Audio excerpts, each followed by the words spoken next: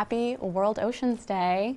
A big thanks to Tracy for letting us join Biz Chats this week with this special segment dedicated to sustainable investing. So joining me is Nishan Degnarain, got that right, yep, who chairs a special initiative on oceans at the World Economic Forum and is co-author of the upcoming book, Soul of the Sea. He's built an innovative public-private partnership through which WEF is pioneering new approaches to large-scale systems change and reshaping global governance of our oceans using new technologies. Welcome. And I hear it's quite a mouthful, but it's very impressive. We were just chatting before you came on here, and you're from Mauritius, is that correct? Yes, that's correct. So many people think of it as a small island in the Indian Ocean, but actually, a few months ago, we discovered we're part of a submerged continent. So we're actually the top end of an underwater continent. So there's so much about our oceans we're just discovering. So it's a really exciting time to be involved in oceans right now. It's very cool, very cool. So, before we get started, for everybody watching, remember to submit any questions that you may have about sustainable investing, and we can tackle those during the show. So, your book, very exciting, Soul of the Sea. Soul of the Sea in the Age of the Algorithm. Correct. That's the full title, right? So this comes out in October, and in it you draw upon the fields of science, economics, and business strategy to chart the future of humankind's relationship to the ocean. Talk to me about the inspiration for this book. Thank you. Well, when we look at our oceans and why our oceans are in the challenge that we see today, a lot of it is due to technology. The reason we are overfishing, the reason we have pollution, the reason that we have climate change is because we've industrialized so rapidly. We went from wind power and sails to steam and to the development of oil. And as we've developed technologies, we've gone deeper and deeper water, offshore oil and gas. Even in fishing, before we used to do fishing in small areas, but we invented nylon. And this new material allowed us to build fishing nets that are about 50 miles or 100 miles long. That's devastating our oceans. And at this dawn of this new era, that's when we talk about the age of the algorithm. When we see new business models like Ubers and Airbnb and new technologies, artificial intelligence, satellites, how can technology be used as a force for good for the future? So that's what the book is about, the essence of technology as a force for good for the future. Wonderful. And speaking to that force for good, how can we start to think about solving some of those problems and those issues facing our oceans? No, that's right. I mean, the challenge facing our oceans, it's so complex in terms of scale. It's a global scale. The urgency is there, and the complexity. There's so many causes, whether it's plastics pollution, whether it's illegal fishing, whether it's agricultural runoff. And so we need new technologies. We need to build new business models, and we need to look at how we could augment our capacity. So a small example, when I was in Mauritius, we have an area 4 times the area of France in terms of ocean areas to govern. We only have 4 Coast Guard vessels. It takes 12 hours to go to the edge of our economic zone. And so it's half of the continental US. So can you imagine just having 4 police cars to patrol half of the US? These are the challenges. So we need technology to augment the capacity of small island states. So we just need some of the innovators, or hopefully some of your viewers, to come up with these new solutions like drones or unmanned vessels or big data, artificial intelligence solutions to help small islands just build their capacities. Wow, yeah. For sure, that's so cool. Such a good idea, too. So just this week, you helped to launch a major UN declaration on the oceans, the first public-private declaration on global tuna fisheries. Tell me about that. Sure. Well, I'm hoping that some of your viewers enjoy fishery and seafood, so whether it's tuna or shrimp.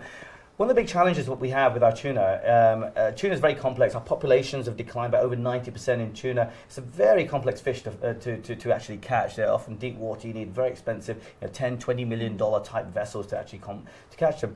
We don't know where we're catching or eating our tuna. So the next time you order a sushi or you go into a local store to order some seafood, ask where that fish was caught. Not the country of the water, but actually which fish farm, which boat, which vessel. We have the technology today to survey all sorts of things. So why aren't we surveying our oceans? It's just a question of will, not technological capacity. And so what this declaration was about surveying where we actually catch our fish and ensuring global traceability. So just some anecdotes.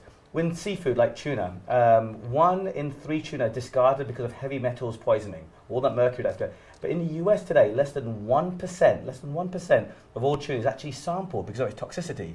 So this is not just an environmental issue, this is a food safety issue. We need to be asking those questions. Where has our seafood, where has our tuna been caught? And this declaration was about a full declaration at the UN to ensure that all tuna is traceable to the vessel that's caught. And so we hope that the governments, the retailers actually stick to this declaration by 2020. This becomes a global declaration. And also we unleash new data capabilities to actually allow us to do that. Wow. That's so cool.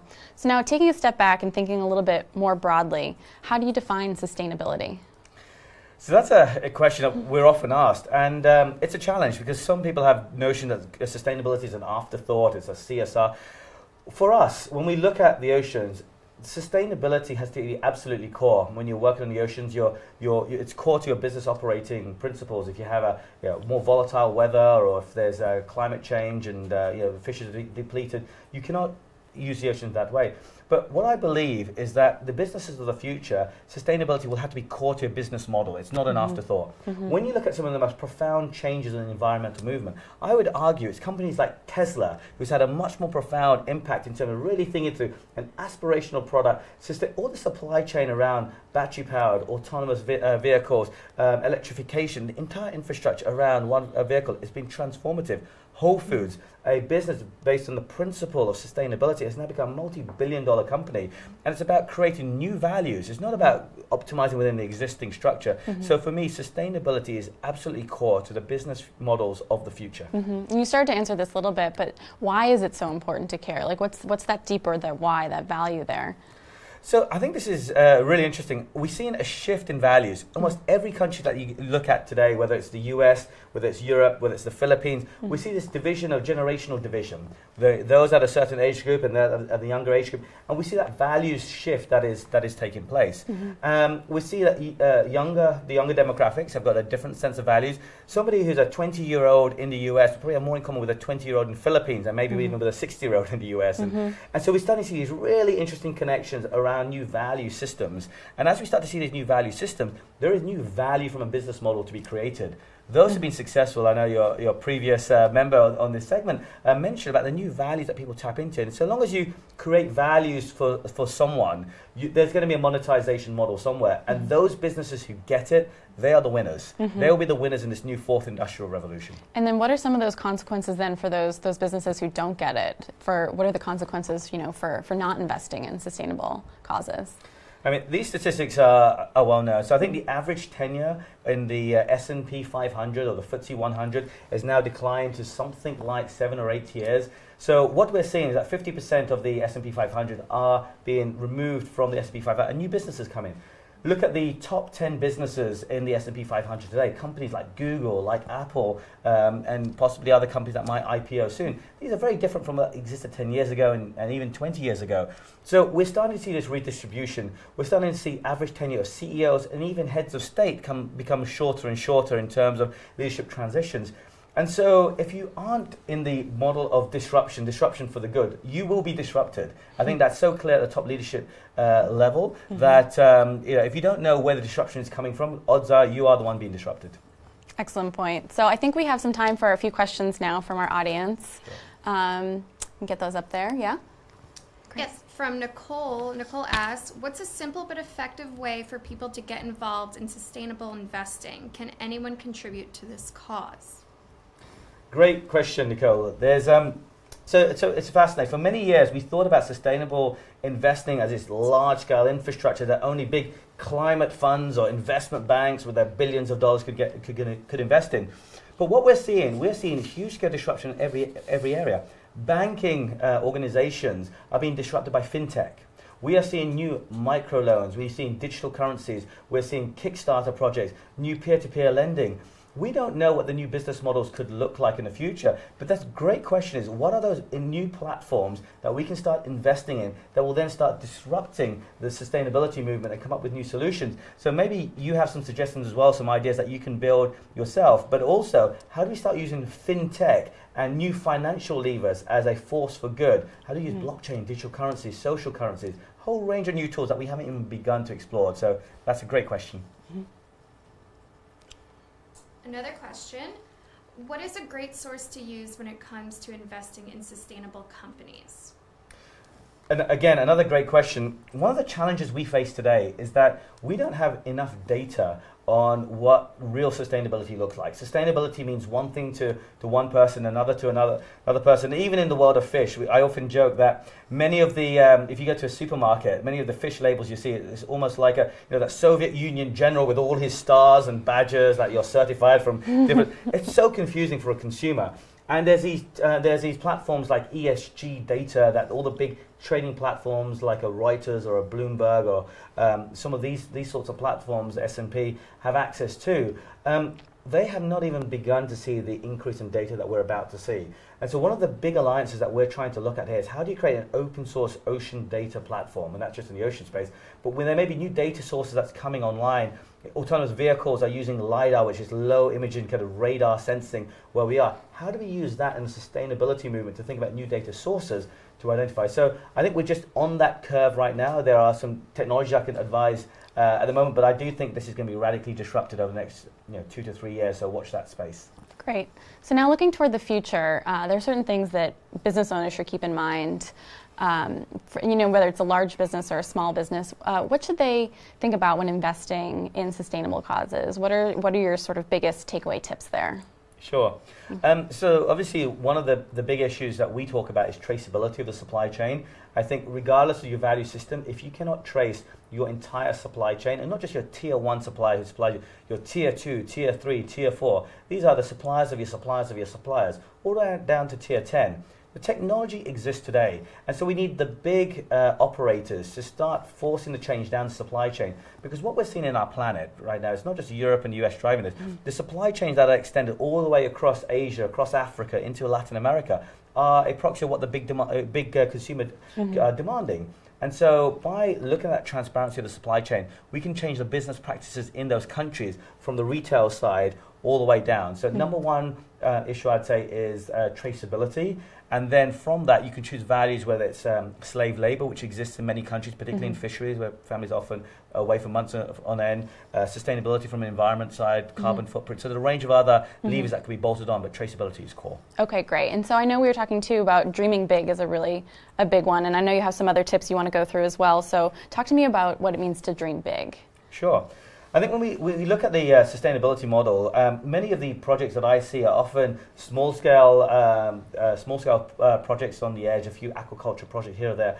What we need to think of, in the same way that Elon Musk turned around and said, well, what should we be doing? Can we really imagine going to Mars? Can we really imagine putting a spacecraft? He invented a fintech disruption with PayPal, but yet he is thinking about putting a spaceship and launching satellites, creating an entirely new industry that we couldn't have imagined before. So what we need creativity. We don't need left brain logical thinking. We need that right brain entrepreneurship, creativity to really rethink the business models of the future. What could an ocean tech industry look like? How do we use our deep water currents to cool our capital cities? How do we put data centers underwater? What does autonomous fleets of vessels look like? How would they be designed if we didn't have humans on board? What new capabilities? That's what we mean by dreaming big. The next big Nobel Prize, I believe, will be from a technology entrepreneur who has dreamt big and really solved one of the biggest global challenges that we face today. And then moving right along through your other tips, I know next one you said revenue model, right, is a big thing. So it's important for anybody thinking through the sustainability question to think about the values that they're creating. You can look at governments and foundations for certain grants to catalyze research, but you really need to think about your revenue model going forward. So long as you're creating value for someone, there will be a monetization strategy down the road. And so it's important to really be thinking about what the revenues could look like. Okay, great. Were there more tips you wanted to add to there? I know maybe we talked about values was a big one as well, and then something about the fourth industrial revolution. What does that mean to you? Sure. Well, we talk a little bit about this in Soul of the Sea in the Age of the Algorithm. The fourth industrial revolution is not just about technology. It's not just about digital technology or new messaging app. It's about new forms of technological platform. It's a fusion of digital, whether it's big data, autonomous vehicles, sensors, fused with biological revolutions in terms of genome editing and the prospects there for healthcare, as well as for sustainability movement, along with physical materials, 3D, 4D printing. So these are going to create new industrial platforms of the future. I often joke that Henry Ford never actually invented anything. What he did, he he leveraged platforms that already existed. The motor car existed, the mass assembly plant, and he brought those platforms together. This is a sort of platform for the Industrial Revolution, and the fourth Industrial Revolution will be about creating the new value systems of the future, not just about the widgets and gadgets. So that mindset is very important, to be really thinking about how technology is disrupting your industry and how you can use that as a force for good. Wonderful. So those are great tips. And just to wrap up, before I let you get back to saving the world, in your opinion, what is the biggest takeaway, the biggest thing you want people to keep in mind about investing around sustainable causes?